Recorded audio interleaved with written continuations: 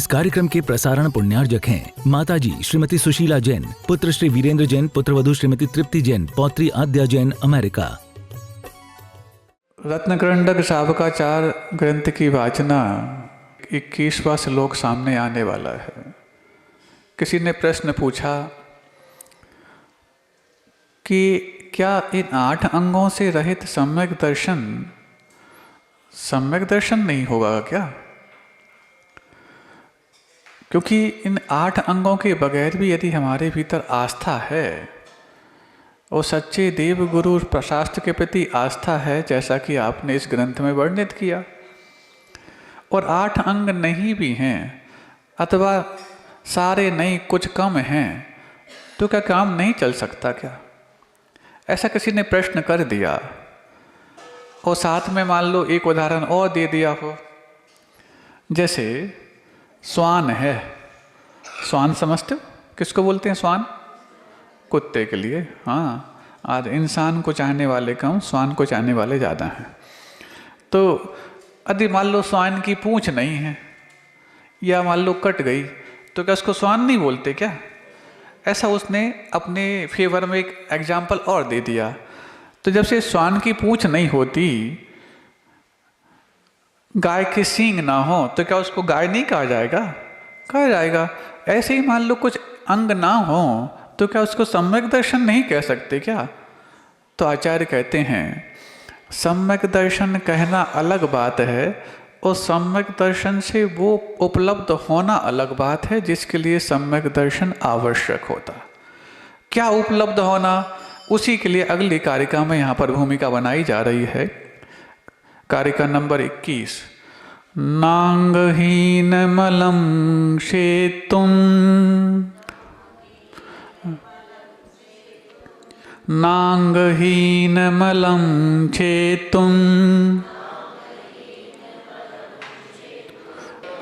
दर्शनम जन्म संततिम, नहि मंत्रोक्षरन्यूनो,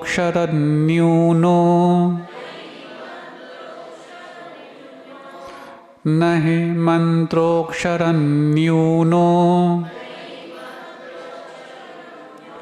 निहन्ति विश्ववेदनाम्, निहन्ति विश्ववेदनाम्,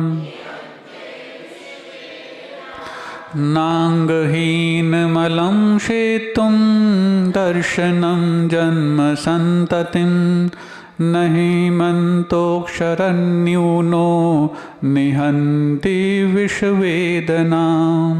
ये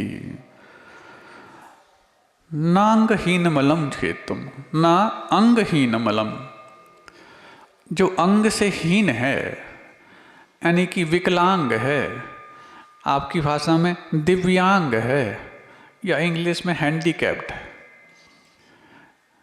अलम न छेदतुम, वो समर्थ नहीं है छेदतुम यानी छेदने के लिए। किसको छेदने के लिए? दर्शनम जन्म संततिम, ऐसा वो सम्यक दर्शन जो अंगों से हीन है, वो समर्थ नहीं है किसको छेदने के लिए? जन्म संततिम, इस जन्म मृत्यु और जरा की परंपरा को छेदने के लिए। आप लोग स्वस्थ हो के रोगी? स्वस्थ, बहुत अच्छा, फिर तो कोई बात ही नहीं है। यहाँ पर कहा कि जिसको जन्म जरा मृत्यु रोग हैं, यदि वो अपने रोगों को ठीक करना चाहता है तो ये अंगों से सहित सम्यक दर्शन उसके पास हो, और जिसके पास अंगों से सहित सम्यक दर्शन नहीं है, वो जन्म की, जरा की और मृत्यु की इस परंपरा यानी संतति को छेदने के लिए समर्थ नहीं। हाँ, कोई चेन बन जाए, बहुत लंबी और मजबूत चेन क्यों ना हो, एक कड़ी कमजोर कर दी जाए तो चेन का कोई मतलब नहीं है। ऐसे ही वो जन्म की परंपरा को तुम यदि छेदने में समर्थ हो गए, एक स्थान पे तुमने कट लगा दिया, बस काम हो गया। लेकिन अब आप लोग तो उस जन्म जरा मृत्यु की परंपरा में आते ही नहीं है, ऐसा आप कह रहे हो। नांगहीन मलम क्षेतुम दर्शनम जन्म संततिम, वो अंगों से रहित सम्यक दर्शन कभी इस जन्म जरा मृत्यु की परंपरा को अथवा जन्मों के दुखों को तोड़ने में समर्थ नहीं। क्यों नहीं? उदाहरण दिया जा रहा, नहीं मंत्रोक्षरन न्यूनो निहंति विष वेदना।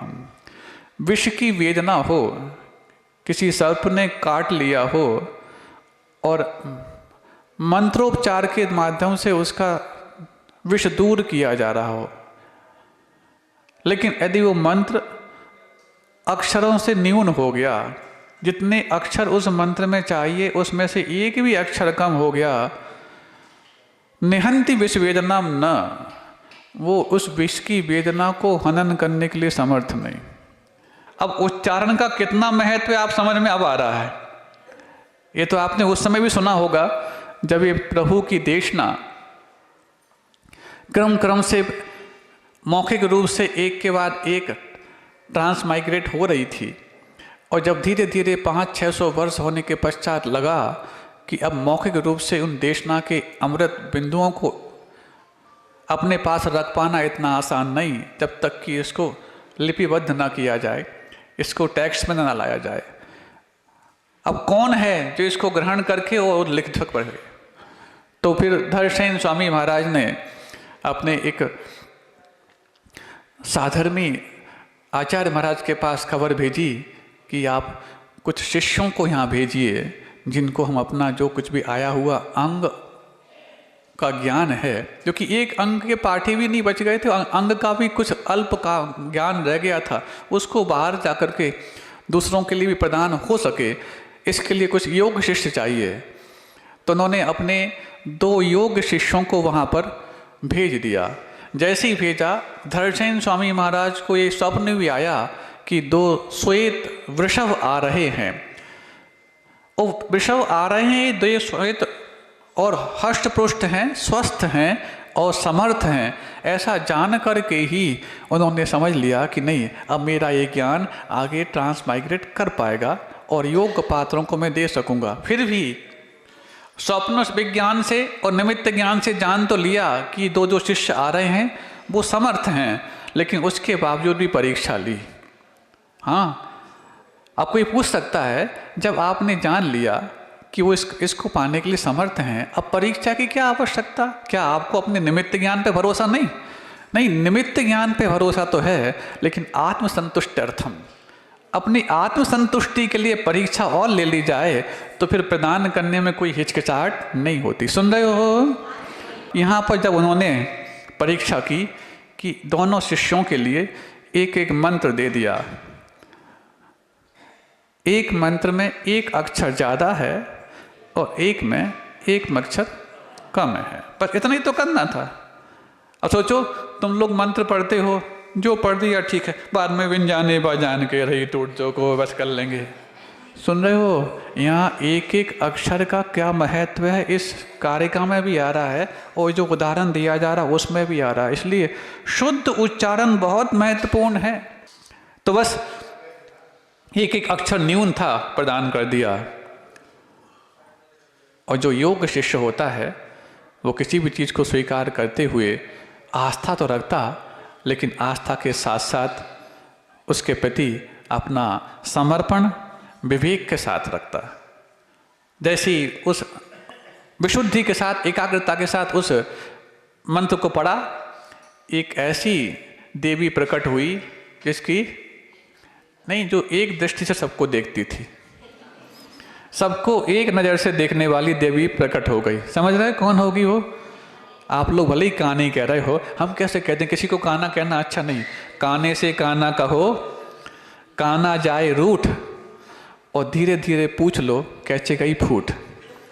हाँ, तो ऐसे ही अब उसको प्रकट हो गई, समझ गया वो शिष्य कि नहीं, गलत है, मंत्र ठीक नहीं। पुनः दूसरे ने पढ़ी तो उसको एक एक्स्ट्रा दांत वाली, जिसने एक अक्षर एक्स्ट्रा था, उसमें एक एक्स्ट्रा दांत वाली देवी प्रकट हो गई, क्योंकि उन मंत्रों के सेवा करने वाले देवी देवता होते ही हैं। हाँ, सेवक हैं वो, कोई वो नहीं कि उनकी आराधना की जा रही, वो तो आपने जिसकी आराधना की है, हम आपके लिए सेवा करने के लिए तैयार हैं। सुन रहे हो? तो अब ऐसे ही जब वो एक एक्स्ट्रा दांत वाली देवी प्रकट हो गई, तुरंत समझ गए नहीं, ये मंत्र सांगोपांग नहीं। तो बस तुरंत उन्होंने उस मंत्र को देखा, वापस से ठीक किया और पुनः जब उसका आराधना की तो बिल्कुल जो सर्वांग सुंदर होते हैं देवी देवताओं का जो रूप होता है वैसे देवता प्रकट हो गए। तब लगा और जाके गुरु महाराज के पास बता दिया कि नहीं, इसमें एक अक्षर कम था। उसने कहा नहीं, इसमें एक अक्षर ज़्यादा था। गुरु तो पहले से मालूम था उनको, मैंने तो सिर्फ परीक्षा के लिए तुम्हें ये आंकने के लिए दिया था और तुम परीक्षा में पूर्ण उत्तीर्ण हो गए। और बस उसके बाद जो उन्होंने अपना क्षयोक्षम प्राप्त जो ज्ञान था उनको प्रदान किया, आज उन्हीं धरसेना सार के माध्यम से प्रदान किया हुआ वो आचार्य पुष्पदंत और भूतबली जो 2 महाराज हुए हैं उनके द्वारा ही लिपिबद्ध ज्ञान है, जिस षटखंडागम के मंगलाचरण के रूप में सुन रहे हो। पहली बार जो नमोकार मंत्र लिपिबद्ध हुआ वो षटखंडागम ग्रंथ की मंगलाचरण के रूप में लिपिबद्ध हुआ। इसके पहले नमोकार मंत्र मात्र मौखिक एक दूसरे से ट्रांसफर होता था। पहली बार लिपिबद्ध षटखंडागम ग्रंथ में हुआ, आज से लगभग 2000 वर्षों से भी पहले। हाँ, और जब ये लिपिबद्ध हुआ वो मंगलाचरण, वो सोचो पूरे जो ग्रंथों का सार था उस सार को लिखने के पहले मंगलाचरण मात्र नमोकार मंत्र के रूप में लिखा।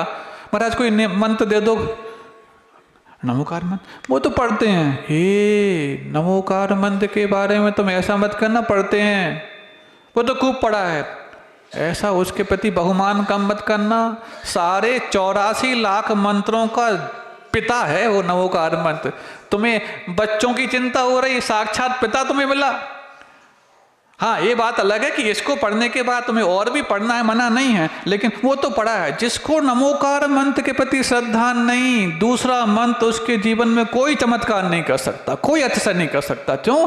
तुमने जिनके माध्यम से बाकी सारे मंत्र निकले हैं, जब उनकी तुमने ठीक से बहुमान नहीं किया तो इनका क्या बहुमान कर लोगे। और बिना बहुमान और एकाग्रता के कोई भी मंत्र जीवन में कार्यकारी होता नहीं। इसलिए नांगहीन मलम चेतम दर्शनम जन्म सत्यतिम नहीं मंत्रोक्षर न्यूनो निहंती मशवेदनाम।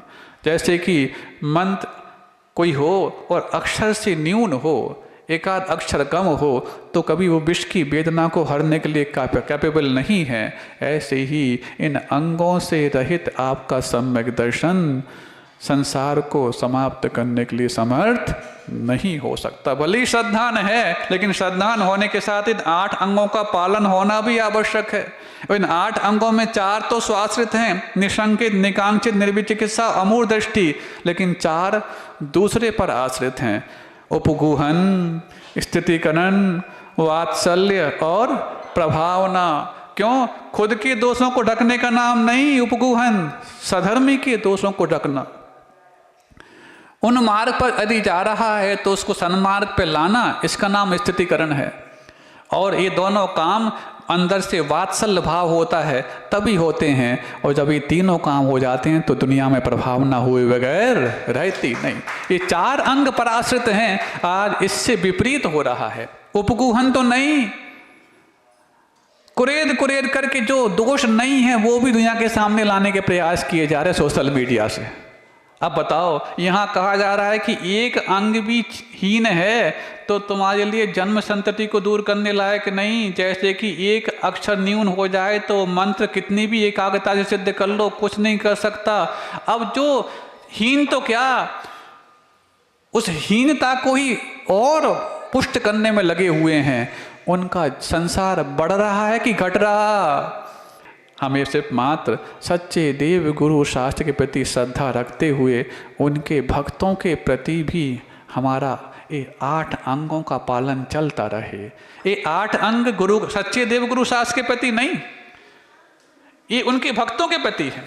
इन 8 अंगों, इन अंगों के पालन करने से ही तुम्हारे सच्चे देव गुरु शास्त्र के प्रति श्रद्धा सही साबित होगी, सही साबित होगी। महाराज ये तो देव गुरु शास्त्र पे श्रद्धा रखने का नाम था सम्यक दर्शन, तो फिर इसमें 8 अंगों की क्या आवश्यकता नहीं। ये गुरु के प्रति, प्रभु के प्रति भक्ति हमने किन मायनों में जानी, जब देखा प्रभु आप जिस समूसरण में विराजमान है उसमें असंख्यात देवी देवता भक्त त्रियंच सब कुछ अपना जीवन का उद्धार कर रहे हैं। जो देवता आज तक अपने अतिशय और चमत्कारों से दूसरों के लिए प्रभावित करते थे, आज भी आज आपके सामने वो स्तब्ध बैठे हैं, तब मेरा श्रद्धान आपके ऊपर और बढ़ गया। नहीं तभी तक भटकता था। तो इसलिए जिन लोगों के कारण आपके प्रति श्रद्धान बढ़ता है, हमारा उन लोगों के प्रति कुछ कर्तव्य भी होता है जिससे वो श्रद्धान और मजबूत होता है। इसीलिए इन 8 अंगों का पालन करना भी अनिवार्य है। अहिंसा परमो धर्म की, सृजिन हिमगिरि से उद्भव है, ध्वनि सरिता सो जिन वाणी, अघमल प्रक्षालन करती है, सो भवि सरस्वती वाणी। प्रथम करण अरु चरण द्रव्य में, गूंथी सो गणधर वाणी, दुर्लभ गुरु से प्राप्त हुई, सो हम कहते हैं गुरुवाणी। गरिमा गाती चितवन की है, द्वादशांग में है वरनी, शुभ नय को धारण करती है, सुस्यादवाद की है धरनी। चेतन तारे बजाती है, सो बीड़ा वादिनी मन हरनी, धीर धरावे विपदा में, सो कहें भारती चितरमनी। विद कराती नीर क्षीर सम, हंस वाहिनी ओमानी, ज्ञान कराती वस्तु तत्व का, ज्ञान दायिनी सो जानी। मुक्ति दिलाती अनुचर को है, नहीं शारदा समदानी, शिव सुख मंजिल दिखलाती, सो यही नेत्र ज्योति वाणी।